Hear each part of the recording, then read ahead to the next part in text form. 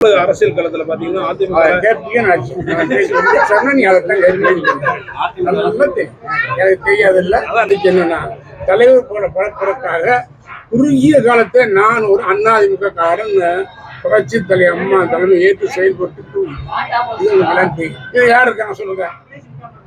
இது யாருக்கா? ஒரு வருஷம் கூட கிடையாது.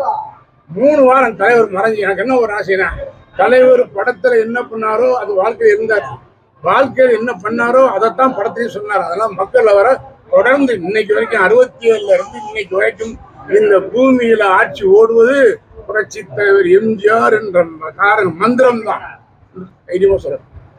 இன்னைக்கு இருக்கிற அரசியல் களம் என் எல்லாத்தையும் உன்னிப்பா கவனிக்கிறேன். ஆனா ஏதோ நடக்குது. என்ன நடக்க போகுது தெரியும். தேர்தல் காலங்கள்ல மனு தாக்கல் வாய்ப்பு கடைசி நாள கூட அரசியல் மாறாது. அரசியல் நீங்க என்ன முடிவு எடுக்க முடியும்? யாருக்கு? நான் ஒரே முடிவு.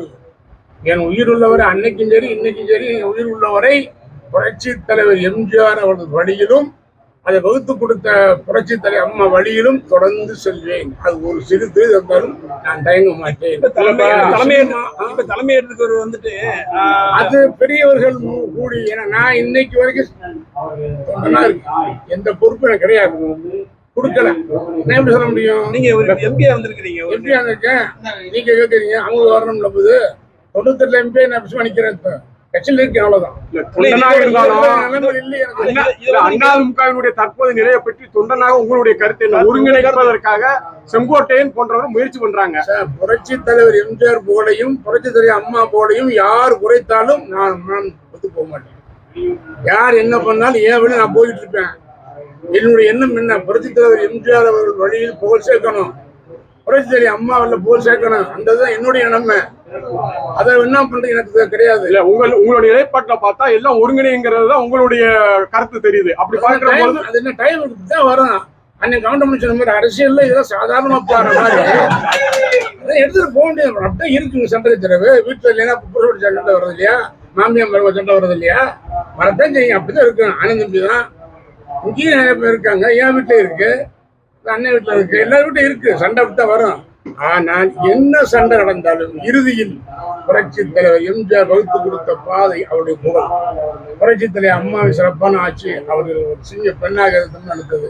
அந்த வழியில் நான் செய்வேன். அது ஒரு தீர்க்கமான. நான் என்ன சொல்ல முடியும்?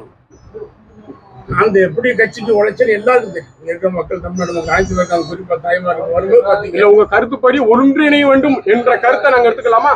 புரட்சி தலைவர் எம்ஜிஆர் புகழ், புரட்சி தலைவர் அம்மா புகழ் குறையக்கூடாது என்றது கருத்தை நான் போவேன். அது இல்லையா என்ன பண்ணுவேன்? அதை வார்த்தை வந்துடல. அதை நடக்குது என்னன்னு தெரியுது, ஆனா என்ன நடக்க போகுது தெரியல. நம்ம சொல்ல முடியும். அந்த சொல்லக்கூடிய பவர்ல நான் இல்ல. உங்களால் முடிந்த முயற்சிகள் ஏதாவது இறங்குறது வாய்ப்பு இருக்கா? முயற்சி சார் இது வரைக்கும் வந்து சொல்லிட்டேன். 86ல இருந்து 1 வருஷத்துக்குள்ளேயே கட்சி வந்துட்டேன். 30 வருஷம் தொடர்ந்து நான் போகாத பிரச்சாரம் கிடையாது, போகாத ஊர் இப்ப வந்து ஒருங்கிணைக்கணும்னு செங்கோட்டையன் சொல்லியிருக்காரு. ஒருங்கிணைக்கணும்னு சொன்னவரை கட்சி விட்டு நீக்கிட்டாரு எடப்பாடி பழனிசாமி.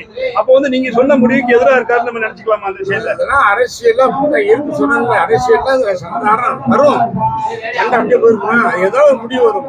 எங்க சுத்தி எங்க வந்தாலும் அந்த வீட்டுக்கு வந்து சேர்ற மாதிரி அவர் புரட்சி தலைவர் எம்ஜிஆர் அவர்கள் வகுத்து கொடுத்த பாதையில், புரட்சி தலைவர் அம்மா வகுத்து கொடுத்த பாதையில், அது இந்த புகழ் குறைய நான் விட மாட்டேன். என் உயிரை கொடுத்தாவது அவங்களை போல அது போன்ற சூழ்நிலை வருகின்ற பொழுது வரும்போது நான் சொல்றேன், வேட்பு மனு தாக்கல் வாங்க கடைசி நாள் வரைக்கும் அரசியல்ல எது வேணாலும் நடக்கலாம். 8 மாசம் நடிகர் விஜய் அரசியல் பயணம் எப்படி வரட்டும், அதெல்லாம் தீர்ப்பு சொல்ற மக்கள். நான் இல்லை, இந்த சிறு மக்கள், தமிழ்நாட்டு மக்கள் தீர்ப்பே மகேசன் தீர்ப்புன்னு அப்படியே துல்லிதமா சொல்லிவிட்டாரு புரட்சி தலைவர் எம்ஜிஆர். அதனால யார் வேணாலும் வரலாம். நீங்க வந்திருக்கீங்க, பிரதிக்கிறாங்க. ஆனா என்ன அதை எப்படி சொல்ல முடியும்? அதை சொல்றேன், வேட்பு லாஸ்ட் வரைக்கும் பார்ப்போம். இந்த நற்பணி